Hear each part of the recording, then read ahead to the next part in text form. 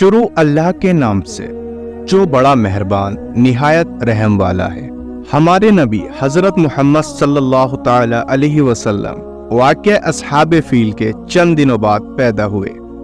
आप जिस मकान में पैदा हुए वो सफ़ा पहाड़ी के करीब था।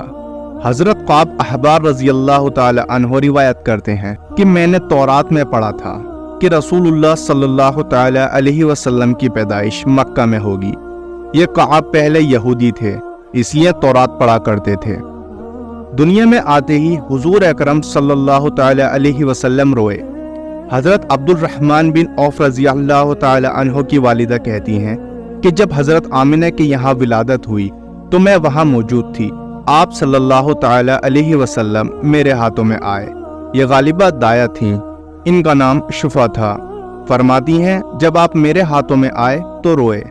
आपके दादा अब्दुल मुत्तलिब को आपकी विलादत की इत्तला दी गई। वो इस वक्त खाने काबा का तवाफ कर रहे थे। इत्तला मिलने पर घर आए, बच्चे को गोद में लिया। उस वक्त आपकी वालिदा ने उनसे कहा, ये बच्चा अजीब है, सजदे की हालत में पैदा हुआ है।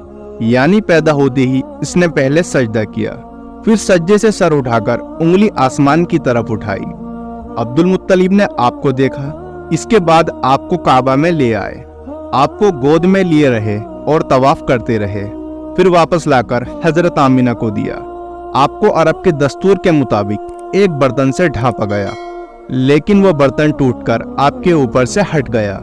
उस वक्त आप अपना अंगूठा चूसते नजर आए। इस मौके पर शैतान बुरी तरह चीखा। तफसीर इब्न मुखलिद में है कि शैतान सिर्फ 4 मरतबा चीखा। पहली बार उस वक्त जब अल्लाह ताला ने उसे मलऊन ठहराया, दूसरी बार उस वक्त जब उसे जमीन पर उतारा गया, तीसरी बार उस वक्त चीखा जब हजरत मोहम्मद सल्लल्लाहु ताला अलैहि वसल्लम की पैदाइश हुई, और चौथी मरतबा उस वक्त जब नबी करीम सल्लल्लाहु ताला अलैहि वसल्लम पर सूरह फातिहा नाजिल हुई।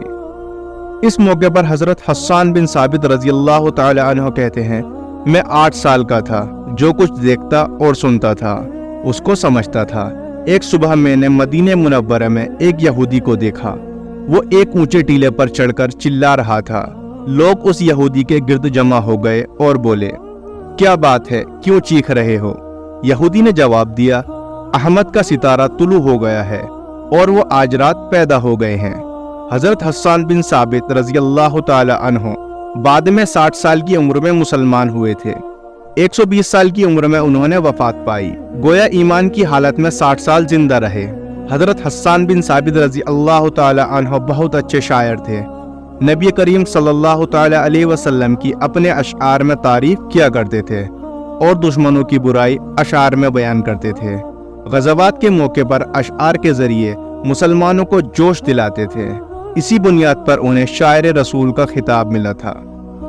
हजरत क़ाब रज़ी अल्लाह ताला अन्हु फरमाते हैं कि मैंने तौरात में पढ़ा है कि अल्लाह ताला ने हजरत मूसा अलैहिस्सलातु वस्सलाम को हजरत सल्लल्लाहु ताला अलैहि वसल्लम की विलादत के वक्त की खबरें दे दी थी, और हजरत मूसा अलैहिस्सलातु वस्सलाम ने अपनी कौम बनी इसराइल को उसकी इत्तला दे दी थी। इस सिलसिले में उन्होंने फरमाया था, तुम्हारे नजदीक जो मशहूर चमकदार सितारा है, जब वो हरकत में आएगा तो वही वक्त रसूलुल्लाह सल्लल्लाहु ताला अलैहि वसल्लम की पैदाइश का होगा। ये खबर बनी इसराइल के उलमा एक दूसरे को देते चले आए थे, और इस तरह बनी इसराइल को भी हजरत की विलादत का वक्त यानी उसकी अलामत मालूम थी। हजरत आयशा रज़ी अल्लाह ताला अन्हा से रिवायत है कि एक यहूदी आलिम मक्का में रहता था। जब वो रात आई जिसमें हजरत मोहम्मद सल्लल्लाहु ताला अलैहि वसल्लम पैदा हुए, तो वो कुरैश की एक मजलिस में बैठा था। उसने कहा, क्या तुम्हारे यहाँ आज कोई बच्चा पैदा हुआ है? लोगों ने कहा, हमें तो मालूम नहीं। इस पर उस यहूदी ने कहा, मैं जो कुछ कहता हूँ उसे अच्छी तरह सुन लो।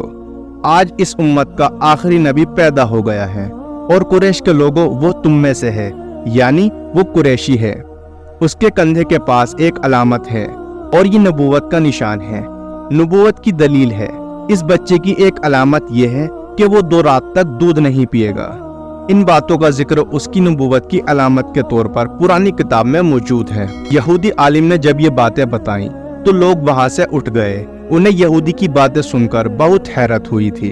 जब वो लोग अपने घर में पहुंचे तो उनमें से हर एक ने उसकी बातें अपने घर के अफराद को बताईं। عورتوں کو چونکہ حضرت آمینہ کے یہاں بیٹا پیدا ہونے کی خبر ہو چکی تھی، اس لیے انہوں نے اپنے مردوں کو بتایا۔ جب لوگوں نے یہودی عالم کو حضرت آمینہ کے یہاں بیٹا پیدا ہونے کی خبر بتائی تو اس نے کہا، ذرا چل کر وہ بچہ مجھے دکھاؤ۔ لوگ اسے ساتھ لیے حضرت آمینہ کے گھر کے باہر آئے۔ اس نے بچہ دکھانے کی درخواست کی۔ آپ نے بچے کو کپڑے سے نکال کر انہیں دے دیا۔ لوگوں نے آپ کے کندھے پر سے کپڑا ہٹایا۔ یہودی کی نظر جو ہی مہر نبوت پر پڑی، وہ فوراً بے ہوش ہو کر گر پڑا۔ اسے ہوش آیا تو لوگوں نے اس سے پوچھا، تمہیں کیا ہو گیا تھا؟ جواب میں اس نے کہا، میں اس غم سے بے ہوش ہوا تھا کہ میری قوم میں سے نبوت ختم ہو گئی، اور اے قریشو، اللہ کی قسم، یہ بچہ تم پر زبردست غلبہ حاصل کرے گا اور اس کی شہرت مشرق سے مغرب تک پھیل جائے گی۔ ملک شام کا ایک یہودی ایس مکہ سے کچھ فاصلے پر رہتا تھا۔ وہ جب بھی کسی کام سے مکہ آتا، وہاں کے لوگوں سے ملتا تو ان سے کہتا، بہت قریب کے زمانے میں تمہارے درمیان ایک بچہ پیدا ہوگا، سارا عرب اس کے راستے پر چلے گا، اس کے سامنے ذلیل اور پست ہو جائے گا، وہ عجم اور اس کے شہروں کا بھی مالک ہو جائے گا۔ یہی اس کا زمانہ ہے۔ جو اس کی نبوت کے زمانے کو پائے گا اور اس کی پیروی کرے گا، وہ اپنے مقصد میں کامیاب ہوگا۔ جس خیر اور بھلائی کی وہ امید کرتا ہے، وہ اس کو حاصل ہوگی، اور جو شخص اس کی نبوت کا زمانہ پائے گا مگر اس کی مخالفت کرے گا، وہ اپنے مقصد اور آرزوؤں میں ناکام ہوگا۔ مکہ معظم میں جو بھی بچہ پیدا ہوتا، وہ یہودی اس بچے کے بارے میں تحقیق کرتا اور کہتا، ابھی وہ بچہ پیدا نہیں ہوا۔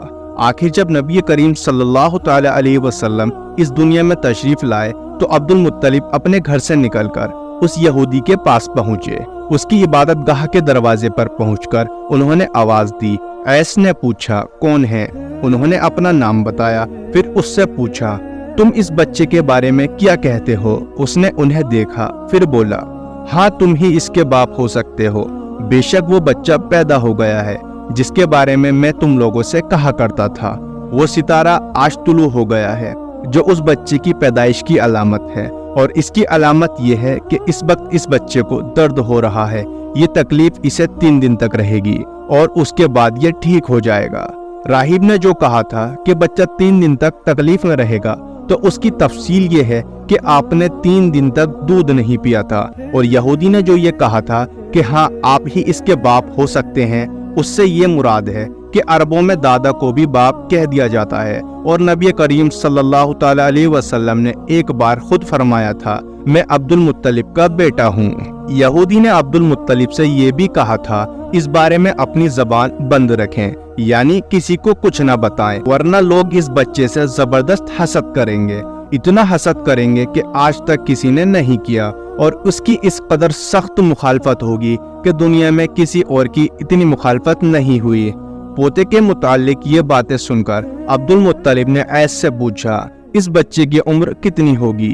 یہودی نے اس سوال کے جواب میں کہا، اگر اس بچے کی عمر طبی ہوئی تو بھی 70 سال تک نہیں ہوگی، بلکہ اس سے پہلے ہی 61 یا 63 سال کی عمر میں وفات ہو جائے گی، اور اس کی امت کی اوسط عمر بھی اتنی ہوگی۔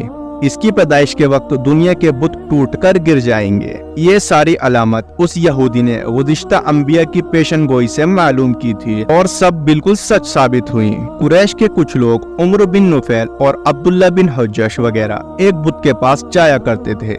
یہ اس رات بھی اس کے پاس گئے جس رات آپ صلی اللہ تعالی علیہ وسلم کی پیدائش ہوئی۔ انہوں نے دیکھا وہ بت اوندھے منہ گرا پڑا ہے۔ ان لوگوں کو یہ بات بری لگی، انہوں نے اس کو اٹھایا، سیدھا کر دیا، مگر وہ پھر گر گیا۔ انہوں نے اس کو سیدھا کیا اور وہ پھر الٹا ہو گیا۔ ان لوگوں کو بہت حیرت ہوئی، یہ بات بہت عجیب لگی۔ تب اس بت سے آواز نکلی، یہ ایک ایسے بچے کی پیدائش کی خبر ہے جس کے نور سے مشرق اور مغرب میں زمین کے تمام گوشے منور ہو گئے ہیں۔ بت سے نکلنے والی آواز نے انہیں اور زیادہ حیرت زدہ کر دیا۔ اس کے علاوہ ایک واقعہ یہ پیش آیا کہ ایران کے شہنشاہ کسرا نوشیروہ کا محل ہلنے لگا اور اس میں شگاف پڑ گئے۔ نوشیروہ کا یہ محل نہایت مضبوط تھا، بڑے بڑے پتھروں اور چونے سے تعمیر کیا گیا تھا۔ اس واقعے سے پوری سلطنت میں دہشت پھیل گئی۔ شگاف پڑنے سے خوفناک آواز بھی نکلی تھی۔ محل کے 14 کنگورے ٹوٹ کر نیچے گر پڑے تھے۔ آپ کی پیدائش پر ایک واقعہ یہ پیش آیا کہ فارس کے تمام آتش کدوں کی وہ آگ بجھ گئی جس کی وہ لوگ پوجا کرتے تھے اور اس کو بجھنے نہیں دیتے تھے، لیکن اس رات میں ایک ہی وقت میں تمام کے تمام آتش کدوں کی آگ آنن فانن بجھ گئی۔ آگ کے پوجنے والوں میں رونا پیٹنا مچ گیا۔ کسرا کو یہ تمام اطلاعات ملی تو اس نے ایک کاہن کو بلایا۔ اس نے اپنے محل میں شگاف پڑنے اور آتش کدوں کی آگ بجھنے کے واقعات اسے سنا کر پوچھا، آخر ایسا کیوں ہو رہا ہے؟ وہ کاہن خود تو جواب نہ دے سکا، تاہم اس نے کہا، ان سوالات کے جواب میرا ماموں دے سکتا ہے، ان کا نام سطحی ہے۔ نوشیروان نے کہا، ٹھیک ہے، تم جا کر ان سوالات کے جواب لے آؤ۔ وہ گیا، سطحی سے ملا، اسے یہ واقعات سنائے۔ اس نے سن کر کہا، ایک عصا والے نبی ظاہر ہوں گے جو عرب اور شام پر چھا جائیں گے، اور جو کچھ ہونے والا ہے ہو کر رہے گا۔ اس نے یہ جواب کسرا کو بتایا۔